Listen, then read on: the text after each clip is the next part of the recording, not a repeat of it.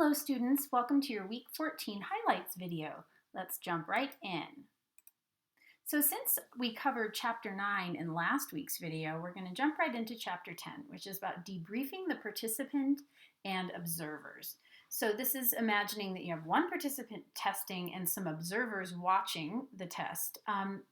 In your case, for your usability test, you may not have observers, but you might be recording the test and having multiple members of your team watch the video. So I want you to take what you can out of this chapter concerning the observer's role and think about future scenarios when in fact you might have a larger team working on, as the examples in this chapter mostly focus on, in-person usability testing. So the chapter begins with the question, what is the benefit of debriefing after testing? We haven't really focused on this very much, at least not in the videos that I have generated for you all. So they imagine a scenario where the test is concluded and you're about to move on to the post-test questionnaire. So while the participant is completing the post-test questionnaire, you have a moment to, as they say, compose your thoughts. You want to think about anything you observed, anything that you noticed during the test itself, and think about how to pick up on those in a responsible way for the debriefing. And they give some scenarios, almost some scripts in the chapter that you could use. So this is a step-by-step process that Chisnell and Rubin describe for after the test concludes, and it is super useful. So look at that step-by-step process and think about how you might use it in a different scenario or whether there's a way to use it in the testing that you're conducting now if you haven't already finished the testing for your group project.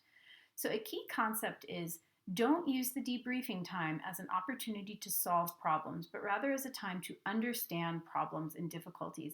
And you also don't need to, and you in fact should not, ask your usability tester to speculate on solutions to problems they may have encountered. So you're just trying to understand the problems and the difficulties they may have encountered, but you're not trying to source information out of them for solving perhaps a design problem in the utility tool or whatever it is that you're testing. So in your interactions with the testers and the observers immediately post-test, the most important thing, or one of them, is to avoid trying to solve design products in the product at that time. That's not what the testing environment at that moment is necessarily about.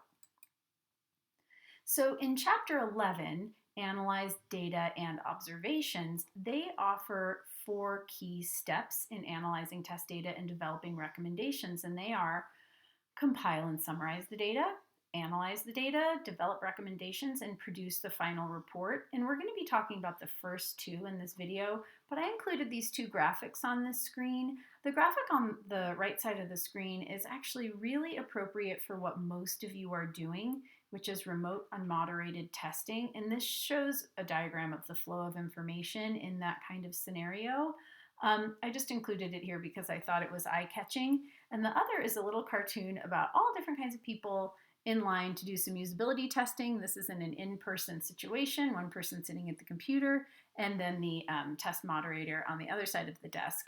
So I just thought these were fun to include, but let's jump into the compiling and summarizing of the data.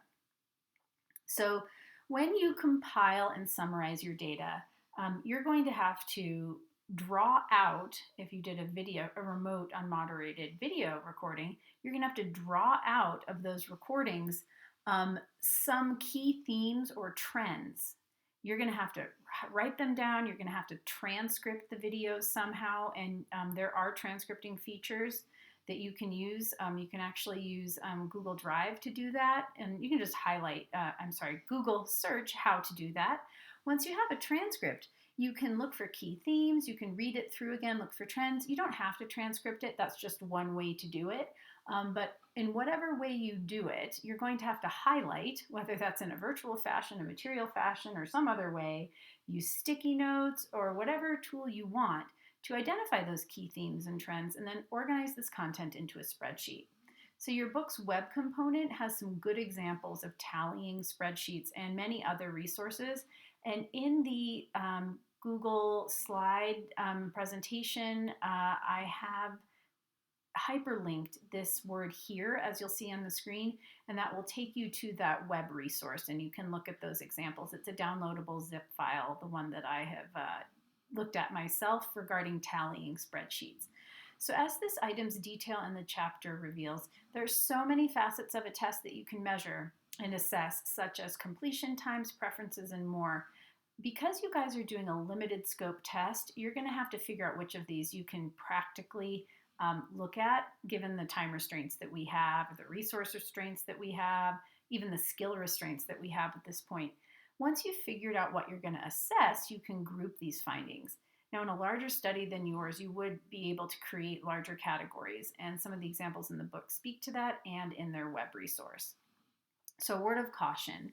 I want you to think about what is the problem with using percentages with small sample sizes. You guys are all going to have small sample sizes, so you're going to want to be aware of why it would be perhaps spurious to say, 70% of users found this or 50% of users found that.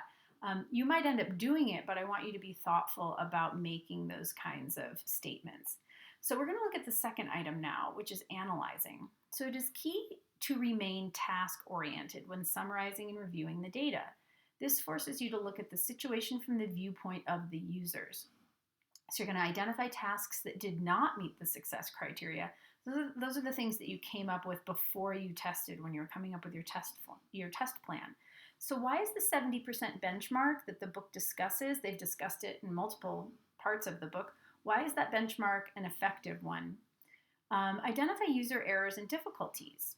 Conduct a source of error analysis, which is when your detective work, as the book says, begins sometimes, and when you're moving from being oriented to the task to being oriented to the product. That's basically the pivot point. And then at that point, you're going to prioritize what those problems are. This is where we move into thinking about writing up your findings, writing up what you are able to conclude based on your analysis of the data. And then you're going to write up your report. Now, you all created report templates in an assignment in this class already, and you're going to pick one that you all as a group collectively choose. I've just included a little screenshot on the screen of one that exists online. Rubin and Chisnell discuss the reports in chapter 12. You read this way back in week 6, and you also read in another textbook, at least one this semester, about these findings reports, these usability testing reports. So I want you to return at least to Rubin and Chisnell chapter 12 now and to those other resources. It is time to start reporting your findings via that genre, the usability testing report. So I want to say, as I conclude this video, and thank you for watching it, that I have met with all of the groups and I've gleaned a lot of insights about the little stumbling blocks that you might have encountered and what you all are doing well so far.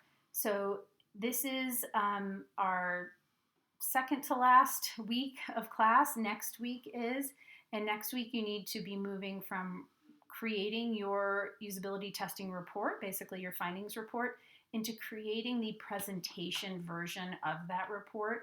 I spoke to most groups about the differences between those two genres, the basically PowerPoint presentation videotaped or recorded version of that, and the PDF document version that's probably more comprehensive. So be sure that you're moving along on schedule to get both of those things worked on in the coming week. This is the week where I will be holding workshops at the end of the week, when one member of your group at least should attend with a draft of your video and your report if you have it to share, to get feedback from me and your classmates. Also, just be sure that you are following all the instructions from all the previous videos, that you're following the assignment prompt really carefully. And as always, reach out to me if you have any problems or any questions at all. And it's so exciting that we're coming to the close of the class, and you all have done such amazing work in this class and have grown so much as theorists and potential practitioners of user interface design, usability testing, and in the larger world of UX UI going forward.